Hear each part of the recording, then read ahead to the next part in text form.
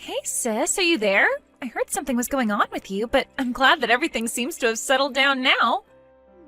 I always knew that you were so nice, but I can't believe that you put yourself through all of that just for me. You really are too kind. Do you know that?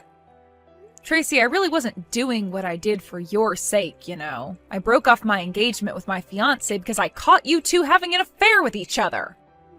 Well, I know, but you were engaged to a CEO. You know that it's always been my dream to marry a rich man, right? I don't even know what to say to something like that. Is that supposed to be an excuse? Well, I've just always wanted to live like a spoiled princess, you know? I really don't know. What in the world does that even mean in this day and age? Besides, where did a dream like this even come from? It isn't like we were horribly poor or fantastically rich growing up.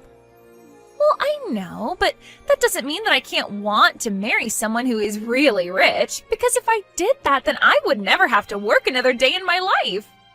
And now I found that man after all this time. It really is like a real-life Cinderella story, isn't it? I don't remember the scene in Cinderella where one of the ugly sisters steals her prince away. Are you sure we were watching the same movie growing up? Oh, come on. You can't actually be mad at me for taking him for myself, right? Don't you know that all's fair in love and war? You just gotta get over this. You think this is something someone can just get over? This isn't a toy or something that you stole from me this time. We aren't kids anymore. You're right. We're adults, and I think that you're forgetting your place right now. I stole your fiancé from you, and that's a fact. You just need to accept the fact that you've been dumped for the better woman. You think I've been dumped? Please, I wouldn't have taken Jerome back if he came begging for me to take him back. I wonder if you have any idea just how pathetic and desperate you sound. I really don't care what you have to say about this anymore. I am through with the both of you. You really don't get it. You aren't the one calling the shots here. Jerome left you for me. Do you understand that? And it's because you weren't enough for him. He chose me over you because it's clear that I'm the better choice. And that's why we had an affair behind your back, because you couldn't make your fiancé happy and now he's left you. I really don't care how you try and frame it. It is true that Jerome cheated on me and that's why we're not getting married. But do you see me crying and moaning over losing him? Whatever, I just know that you've gotten better at hiding it now, but you've always been a little crybaby ever since we were little. Now who's the one trying to act all tough? We both know that you were the one who would resort to tears right away. You're just trying to project your feelings onto me, but it's not going to work. You think that I'm crying over getting your fiancé? As if. I think it's hilarious. I couldn't be happier about this. You have no idea how long it's been my dream to marry someone like a CEO and never have to work again. It's like my whole life has been leading to this moment. You really have no idea what you're talking about, do you? But whatever, what's done is done. Oh, come on! You can't just be taking it that easy. Can't you send me a message in all caps or shout at me over the phone or something at least? I'm not going to do that, but you should know that Jerome is not a CEO. What in the world are you talking about? Of course he's a CEO. He's the boss of the company that you work for, isn't that right? Actually, we have joint management of the company, if you must know. Hold on a second. What is that supposed to mean? How can you both manage the company? Well, I actually started the company with my startup capital. Jerome just snuck his way up the ranks using connections of his. The company is, however, all mine. This doesn't make any sense to me at all. What in the world are you talking about? I mean that when we first met while working for different companies, I had just established mine, and as it grew, Jerome showed interest in helping out. Then we started to talk about getting married. After I got pregnant, the board insisted that I have a co-manager in case anything happened to me, and they selected Jerome. So then, you two had the same job at the same time, but the company was really yours? But then, I don't get it. Are you telling me that you're also the CEO of a company? I would say I'm more CEO than Jerome. After all, it was my money that began the company. And I'd double check about Jerome still being a CEO since he would have been fired by now. fired? What do you mean by that? I mean that once the board found out that Jerome was cheating on me, they asked him to step down and began a full investigation into him. It turns out that he was using company money to take you out for meals and on dates. So the board had more than enough evidence to fire Jerome right then and there. In fact, I believe all of this happened last week. Last week? Are you sure? He hasn't told me anything about any of this. Well, you might want to go and try talking to him about some of this in that case. But then, doesn't this mean that Jerome isn't even a CEO and that I won't actually be marrying a really rich guy? That's what you're worried about? I tell you that Jerome was embezzling from the company, something he could go to jail for, and that's all you care about? You're just lucky the board already agreed not to press charges as long as Jerome pays the money back. Of course, we are prepared to press charges if that doesn't happen. But I was supposed to live life like a princess. I thought I had stolen your man away from you with my charm and good looks. But now you're telling me that the man I stole from you doesn't even have a job? Yeah, and I don't imagine he has much in the way of savings, given how lavishly Jerome likes to live. But why didn't you say anything about this to me sooner? You should have warned me about him. Ugh, I never want to talk to you again. Are you really saying that to me? Oh, that message isn't showing up as read. Well, okay then. Have a nice life, sis.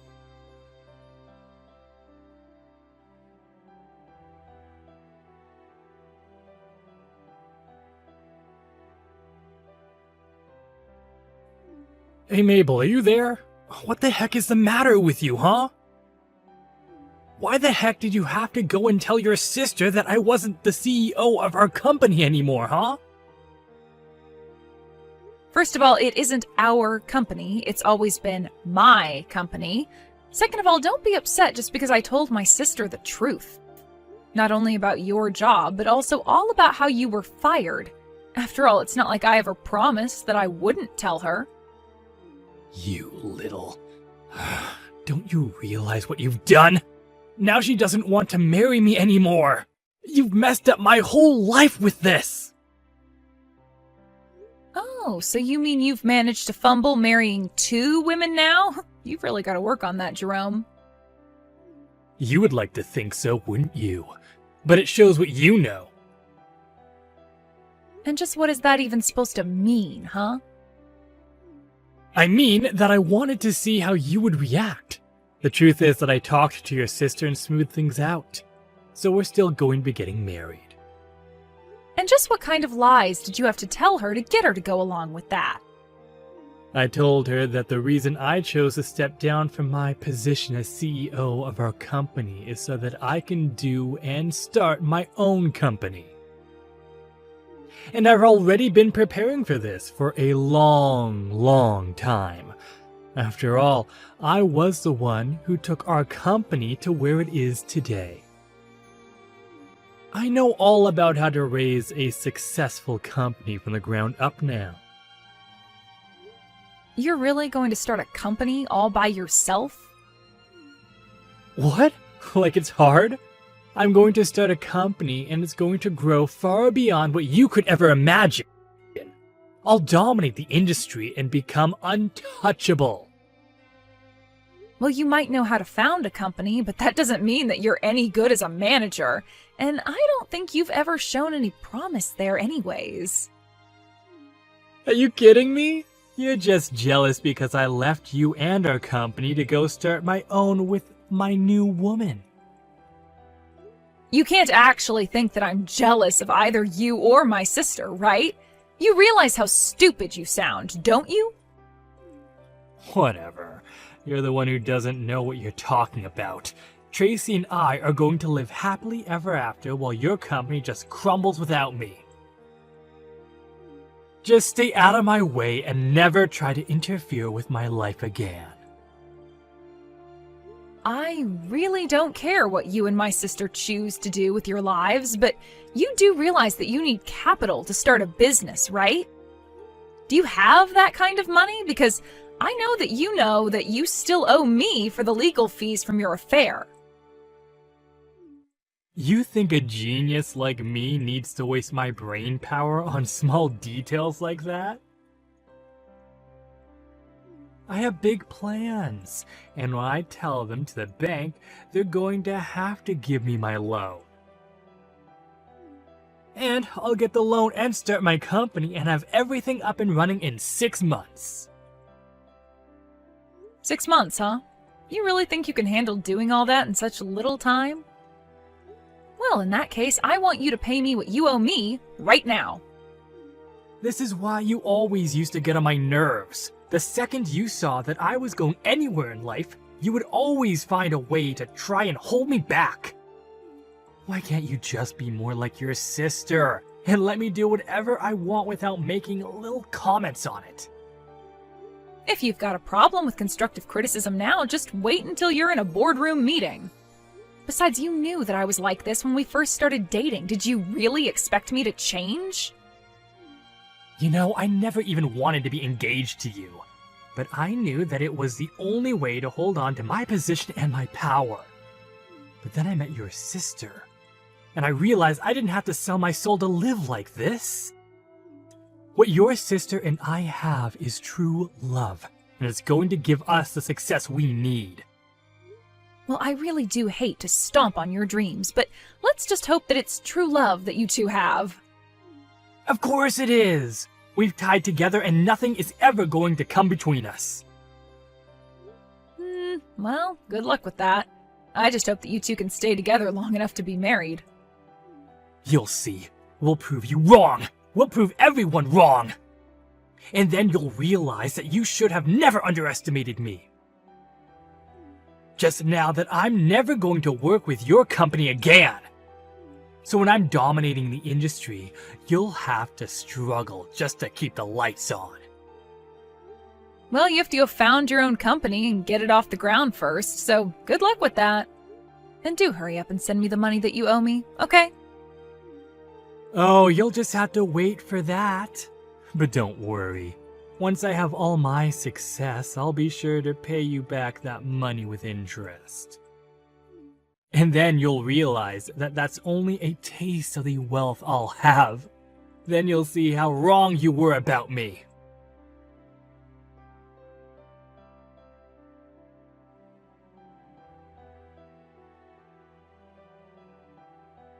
Hey there, Mabel. I just thought you should know Jerome and I moved in together. At first, I was worried about all the things you were telling me about him, like how he wasn't a real CEO or how he embezzled from the company. But then he finally started his own company. And now we've moved into an amazing condo, and we're the happiest that we've ever been. It's amazing. You moved into a condo together with Jerome? Because I haven't even heard anything about him creating a new company. Well, I suppose that's probably because Jerome just runs in different circles from you, doesn't he? This is where we're going to move into. He told me that he already paid for the condo and that they're just getting it ready for us. Oh, wait a second. I think I recognize that view. Isn't that Mammoth Towers? You mean even you've heard of this amazing luxury condo building? Yeah, I have, actually. Do you know what room you're going to be living in? And just why would I share that with you? Don't tell me that you're going to try to break in and try to steal Jerome away from me. Because you should know that the building has guards in it and someone like you won't be allowed in. Right. Well, in that case, I guess you shouldn't worry about telling me the room number. Whatever. If you must know, the room number is 2305. So you're on the 23rd floor then? That's right, we're almost at the very top of the building. I've never gotten to stay in a place so nice. We're finally going to have our happily ever after. Well, it's just kind of funny because that's my unit. Wait, what? What in the world are you talking about? Do you really think I'm going to buy a lie like that? You have to come up with something better. I'm not kidding you at all. I own unit number 2305 in Mammoth Towers. Oh, just stop it already. Jerome sent me that photo from his phone. He was inside the unit and everything. There's no way that you own the building that we're about to move into. That doesn't make any sense at all. Well, yes, I'll say the interior does look like it's changed a lot. Although you should know that I got that unit because we bought it from Jerome's parents. But the building was under his dad's name for a while. Well, now you're not making any sense at all. How can it be your unit if it's under Jerome's dad's name? Okay, I guess I'll have to explain the whole thing then. So, that building was finished about a year ago. Around then, Jerome's dad thought to invest in the building company, thinking he would see some big returns. He bought a unit hoping to make a quick buck flipping it, but he wasn't able to pay for the whole thing. So then he came to me and asked me to buy it. So then, you're telling me that you bought this unit from Jerome's dad who couldn't afford to get one himself? Pretty much, yeah. But now that I look at this photo, I can see that this is from when Jerome's dad still took care of the place. And that's why it's so different from how I have the unit looking now. But this can't be right. I mean, Jerome said that he and I would be moving in there. I already have my bags packed and everything. Well, I don't know what to tell you, except that it's not Jerome's place to choose what to do with it. How could you do this to us? What's the matter with you? I didn't do anything. In fact, you were the one who said that you never wanted to talk to me again. So how is this all coming back on to me?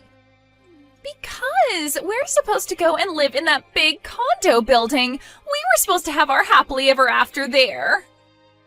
Why do you always have to ruin things for me, Mabel? You're the worst sister ever. Look, I know this is probably a lot for you to take right now, but you can't blame this on me. But it's not just now. You've always stolen everything I wanted from me, even when we were little. I didn't steal anything from you. In fact, you would always take from me. Whenever I tried to get it back, you would instantly start crying to get Mom and Dad on your side. But it's not fair. I want to live in that big condo. It should be all mine. Well, it was never yours nor Jerome's to begin with. A while ago, Jerome's dad needed money right away and offered to sell me the condo for the price he had put into it. I bought it and have been living there for a while. That's how I know that the interior looks different now. I don't know why Jerome thinks you two are moving in, but it's just not going to happen. If anything, I think that this is just one small part of a much larger lie that he's telling you. But this really isn't my problem anymore. Please don't bother me with stuff like this ever again.